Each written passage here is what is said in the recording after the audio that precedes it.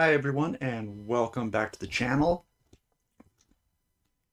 This episode is going to be a little more podcasty than usual. Don't worry, I do have some more Botacera customization videos coming out in the very near future, but recent events have made me want to address something, and today I just thought I'd take a little while and talk about my own personal thoughts relating to video game piracy. First and foremost, I'm against pirating games for current generation consoles. That is, any console which is still being manufactured and sold. I'm not, however, against the practice of emulating those consoles. I believe that as long as you have purchased the console and the games, that you should be free to also emulate them. Don't get me wrong.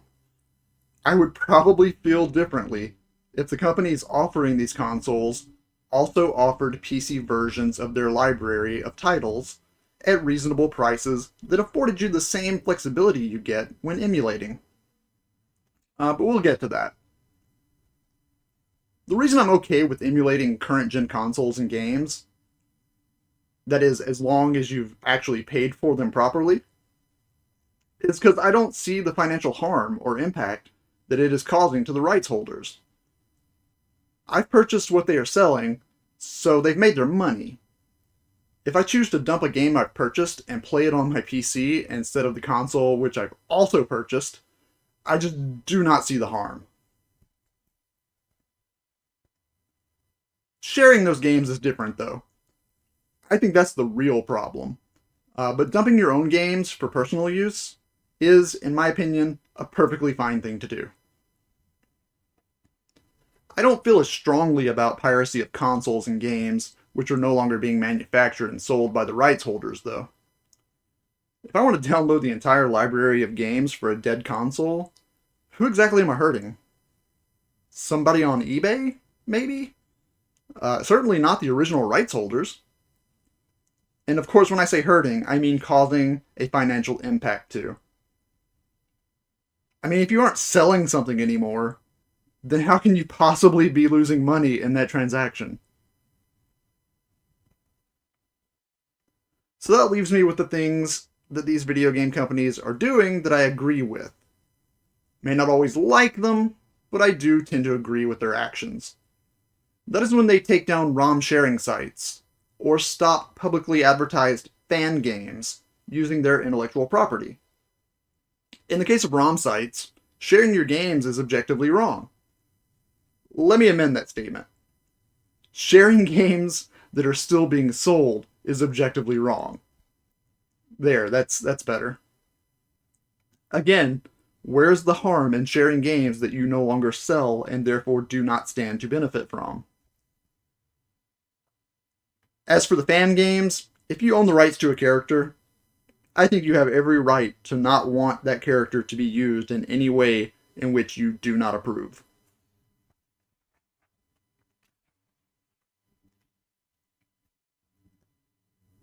I think for me, the topic of video game piracy comes down to one simple question.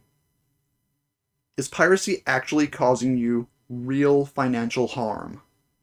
Not, is piracy causing you not to meet some arbitrary quarterly goal?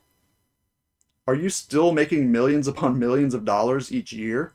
Are you able to continue producing content and pay all of your employees?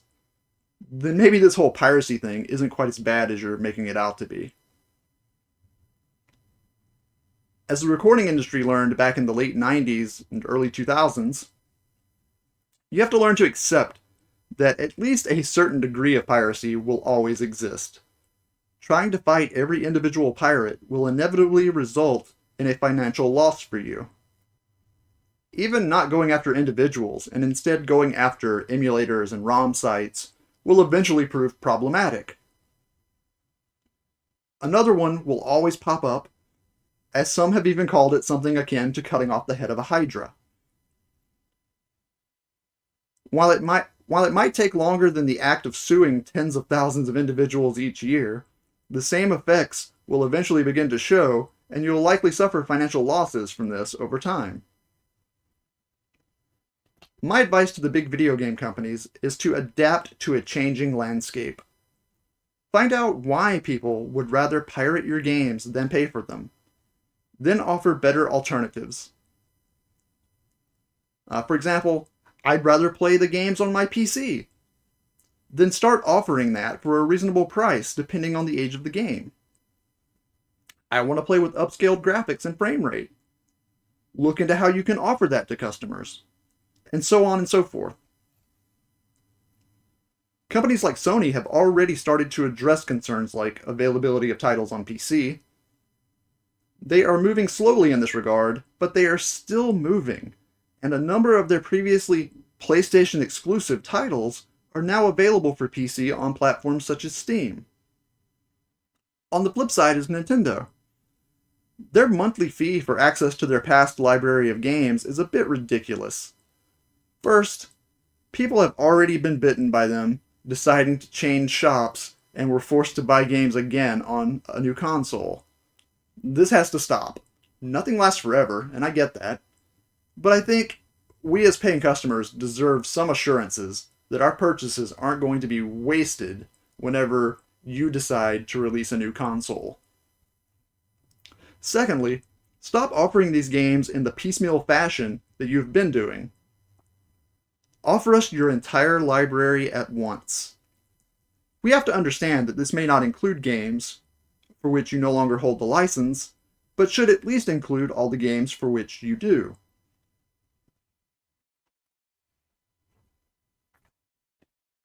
And we should have the choice to pay a monthly fee for access or the ability to simply pay for the games that we want at reasonable, repeat, reasonable prices. At the end of the day, I do not think the major players in the industry are on the verge of going bankrupt due to piracy.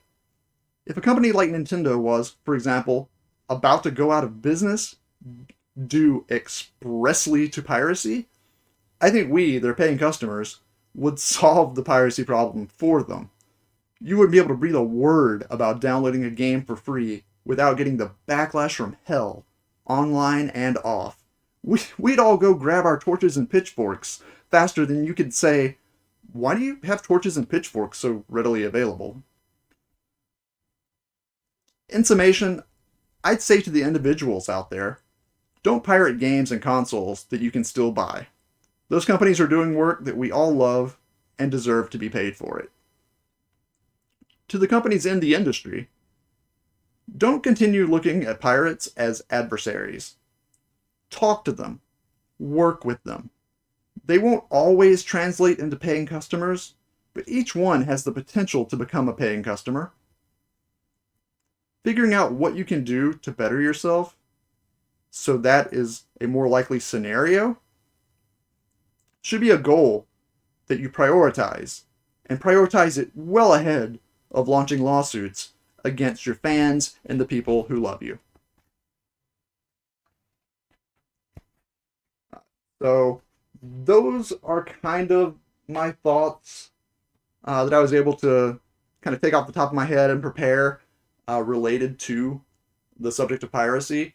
You may agree with some of my points, you may disagree with some of them.